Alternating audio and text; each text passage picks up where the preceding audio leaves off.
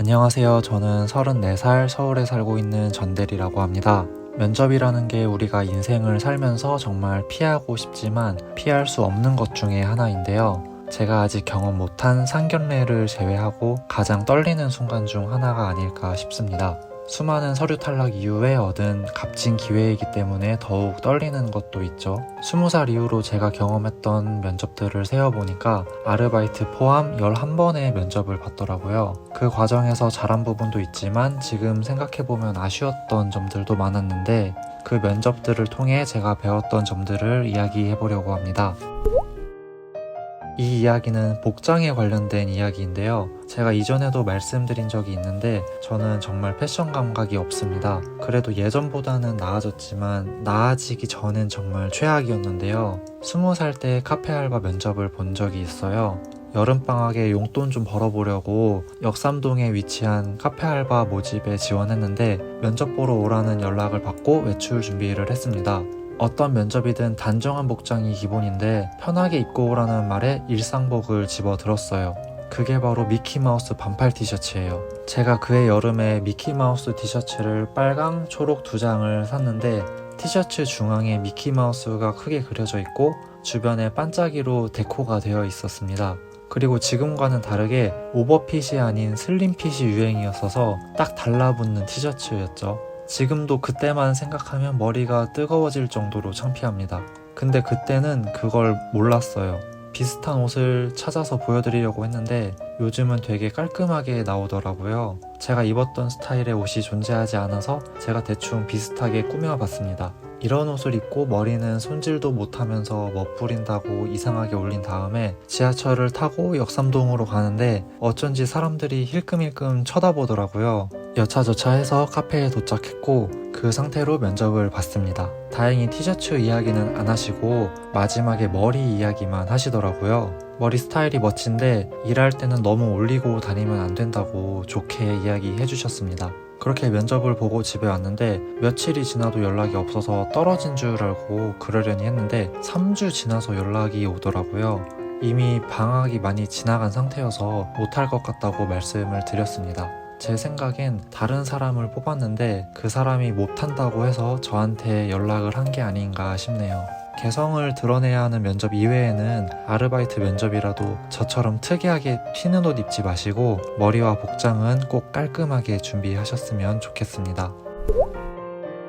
면접을 볼 때 1대1로 보는 경우도 있지만 기업 면접의 경우에는 면접관이 여러 명 있는 경우도 많이 있죠. 제가 학생 때 취업 관련 교육을 받은 적이 있는데 면접관이 여러 명일 경우에는 시선 처리가 중요하다고 알려주셨어요. A, B, C 3명의 면접관이 있다고 가정해볼게요. A가 어떤 질문을 했을 때 A만 쳐다보고 답변하는 게 아니라 A, B, C 3명을 번갈아 보면서 답변하는 거죠. 물론 1분 자기소개 할 때도 마찬가지고요. 이렇게 시선 처리를 하게 되면 의사소통에 있어서 자연스럽다는 느낌을 줄 수 있다고 하셨습니다. 사실 이 부분에 대해서는 한 명만 봐야 한다는 의견도 있었는데 저는 번갈아 보는 게 낫다고 판단이 되어서 번갈아 보는 쪽을 선택했습니다. 실제로 대기업 면접을 앞두고 있던 터라 집에 와서 연습을 하는데 허공을 보면서 하니까 감이 안 잡히는 거예요. 그때 당시에 저희 집에 어릴 때 갖고 놀던 인형이 많이 있었는데 인형 3개를 책상 위에 나란히 놓고 면접 연습을 했습니다. 확실히 인형 눈을 보고 말하니까 허공에 대고 하는 것보다 훨씬 도움이 되더라고요. 그렇게 2-3일간 자기소개와 예상 질문에 대한 답변 연습을 했더니 시선 넘길 타이밍과 호흡 조절에 대한 연습도 자연스레 돼서 실제 면접 때도 큰 도움이 되었습니다. 당시에 2차 면접까지 있었는데 충정로역 근처 대형홀을 빌려서 진행하더라고요. 제 기억으로는 지원자가 100명이 넘게 모인 것 같았어요. 1, 2차 전부 다대다 면접으로 진행됐고 연습한 대로 차분히 면접관들을 번갈아 보면서 대답했습니다. 모르는 부분이 있을 때는 솔직하게 모른다고 답변했어요. 제가 그 부분에 대해서는 잘 모르는데 공부해놓겠다는 식으로 대답했죠.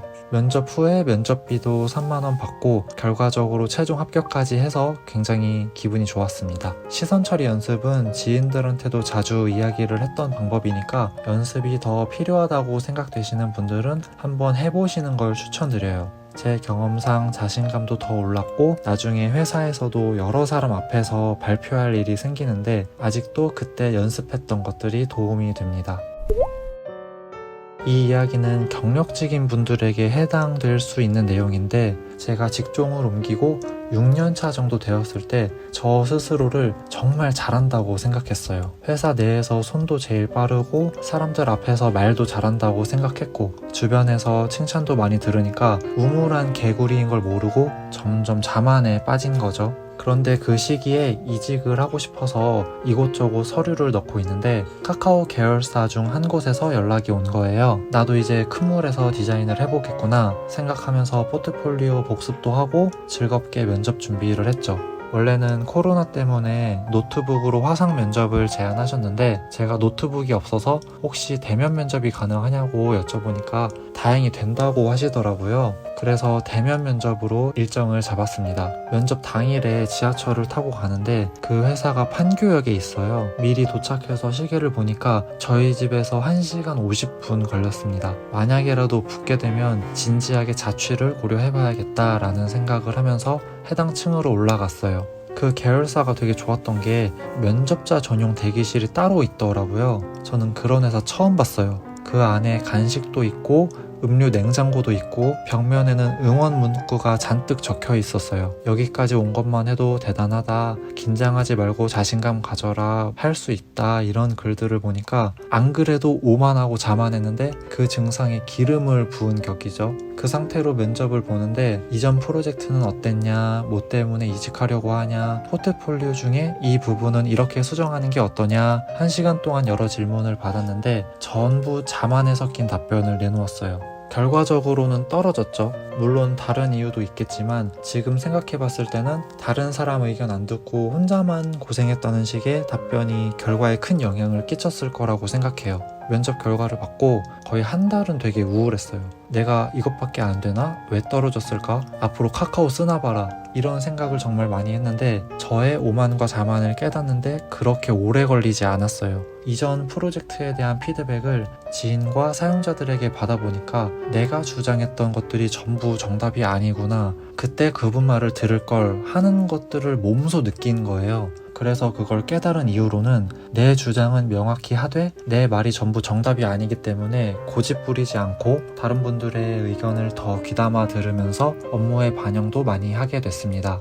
어떤 분들은 욕심이 없다고 이야기하는 분들도 있는데 혼자 욕심 부리면서 마찰을 일으키는 것보다 조금 내려놓고 주변 사람들하고 잘 지내는 게 저는 더 낫다고 봅니다. 혹시라도 예전에 저처럼 본인 스스로가 남들보다 훨씬 잘하고 내 말이 다 맞다고 생각하는 분이 있다면 얼른 정신 차리라고 말하고 싶네요. 이 세상에 나보다 잘하는 사람은 어딜 가나 많다는 걸 아셔야 해요. 그렇다고 너무 기죽을 건 없고 자신감은 가지되 겸손함도 함께 가져가면 좋을 것 같습니다. 사람들은 누구나 나와 잘 지낼 수 있는 사람하고 일하길 원하잖아요. 면접관도 마찬가지로 그런 사람을 뽑고 싶겠죠. 너무 고집이 세지 않고 직원들과 조화를 이루면서 잘 지낼 수 있다는 걸 보여주는 것도 중요하다고 생각합니다. 여기까지가 제 11번의 면접 중 크게 배웠던 점 3가지인데 앞으로 면접을 앞두고 계신 분들에게 조금이나마 도움이 되었으면 좋겠네요. 오늘 내용은 여기까지고요. 재밌게 보셨다면 구독 눌러주세요. 감사합니다.